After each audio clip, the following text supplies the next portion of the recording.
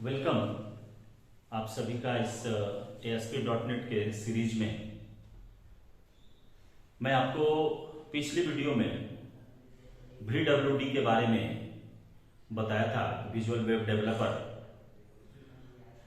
तो visual web developer ASP.NET के IDE को कहा जाता है। तो एक कंसेप्ट या एक क्वेश्चन आपके माइंड में यह आएगा कि इस IDE का कंपोनेंट कौन कौन सा होगा। तो कंपोनेंट के बारे में आप यदि गौर से देखिएगा तो मिल जाएगा कि जैसे डॉक्यूमेंट विंडो, जो कि आप ऑलरेडी पढ़े हुए हैं आइदर C# के प्रोजेक्ट के डेवलपमेंट के समय, या फिर VB या VB.NET, जो कि आप लोग .NET फ्रेमवर्क के साथ देखे हुए हैं। तो वहां से आपको मिल जाएगा कि क्या क्या कंपोनेंट है। नॉर्मली इसके कंपोनेंट्स में यदि हम देखते हैं तो आ जाता है कि properties window, document window, server explorer, solution explorer, tool bar, tool box, view tab. इन सारे को आप जो पिछला पढ़े हुए हैं उसको हम डिस्क्राइब कर सकते हैं। तो जैसा कि क्वेश्चन यदि आता है कि IDE, तो IDE तो आपको जब इसको आप लिखेंगे तो लिखने में इसको मोड़ना पड़ेगा कि IDE तो है ही, लेकिन इस IDE को जब हम वेब डेवलपमेंट के लिए यानी ASP के फ्रेमवर्क के रूप में जब देखते हैं तो वहां पर यह मिलता है किस रूप में, तो VWD के रूप में, विजुअल वेब डेवलपर के रूप में यह आपको मिलता है। तो अब बात आती है कि जब IDE हमको मिल गई तो ये पूरा जो वेब डेवलपमेंट का सेक्शन है इसकी हायरार्की क्या चली, यानी कि इसकी हिस्टोरिकल डेवलपमेंट क्या हुआ, कैसे कैसे ये बदला। तो जो स्टार्टिंग स्टेज की यदि हम बात करें वेब डेवलपमेंट की, तो वहां पर एक परेशानी हर हमेशा होती थी कि जब हम कोई वेब एप्लीकेशन बनाते थे तो वहां पर क्लाइंट और सर्वर दोनों साइड उस सॉफ्टवेयर का इंस्टॉलेशन होना जरूरी होता था। यानी कि जो भी आपने सॉफ्टवेयर डेवलप किया वो क्लाइंट पर के सिस्टम में भी इंस्टॉल होना चाहिए और आपके सर्वर पर तो वो है ही। तो यहां पर दोनों के बीच कंपैटिबिलिटी होती थी और कंपैटिबिलिटी के बाद वो सर्वर से डेटा को एक्सेस करके क्लाइंट के स्क्रीन पर लेकर के आता था। यानी कि यदि हम सर्वर के सॉफ्टवेयर में किसी भी तरह की चेंजिंग कर दिए, सिंपली उसको हम कहें कि यदि हम अपडेट कर दिए, तो उस केस में क्लाइंट को भी अपडेट करना पड़ता था। यानी कि हमको कॉस्ट ये बहुत ज्यादा इसमें पड़ जाता था दोनों ही तरह से।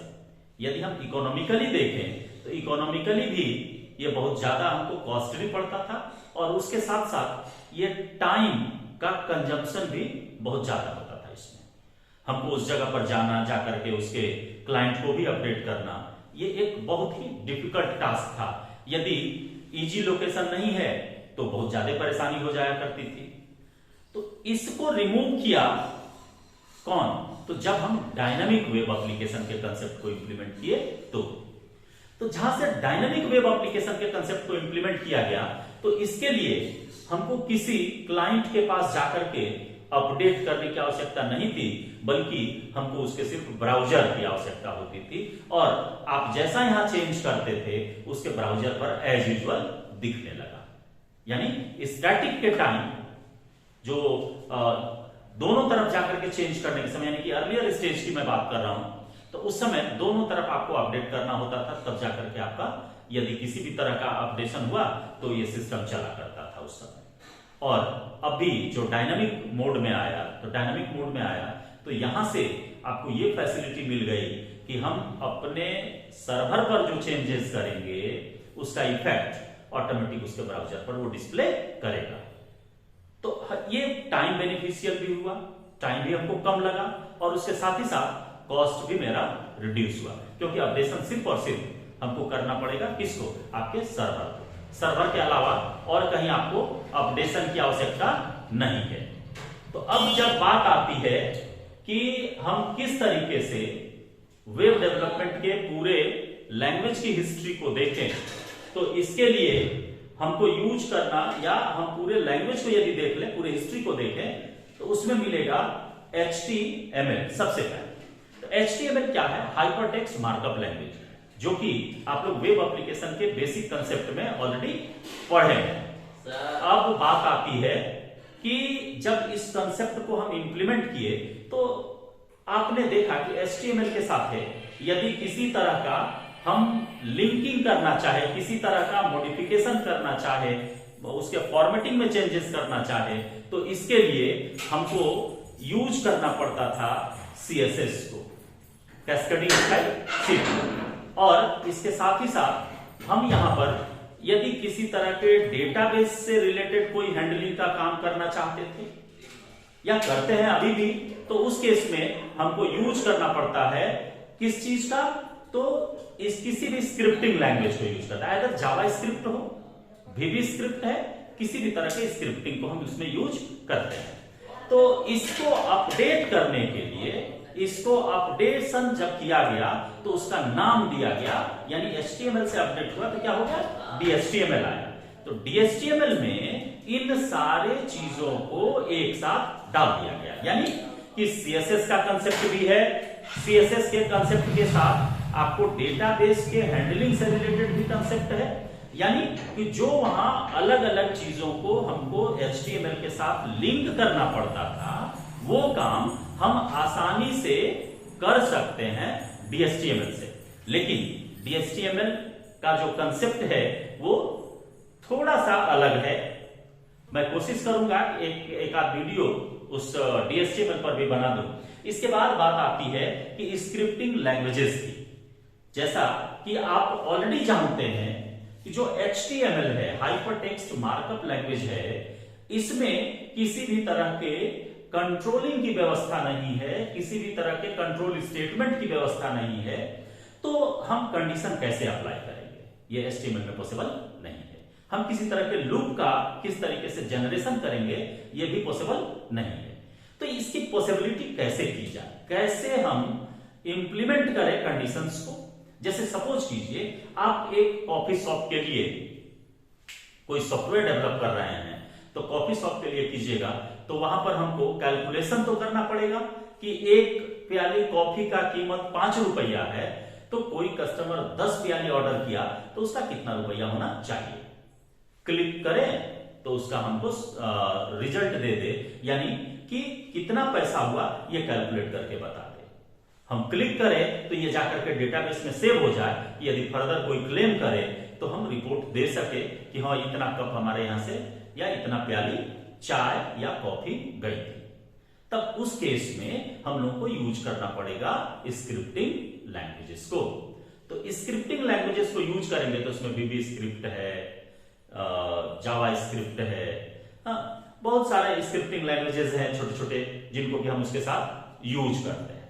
इसके साथ नेक्स्ट अब आगे की यदि हम बात करें तो सर्वर साइड की यदि हम बात करें कि सर्वर साइड लैंग्वेजेस में क्या क्या हम लोग यूज करते हैं, तो जैसे PHP है, PHP यानी हाइपरटेक्स्ट प्री प्रोसेसर के नाम से जानते हैं इसको। जैसे नॉर्मली यदि हम PHP के कंसेप्ट को हम सिर्फ थोड़े से में बताएं तो हम यही कह सकते हैं कि ये सर्वर साइड एप्लीकेशन को या सर्वर साइड मेंटेनेंस के लिए या सर्वर साइड इवेंट को हैंडल करने के लिए इसको जनरली हम यूज कर लेते हैं। हालांकि क्लाइंट साइड के लिए भी ये काम आता है, लेकिन सर्वर साइड ये बेटर तरीके से हैंडल करता है।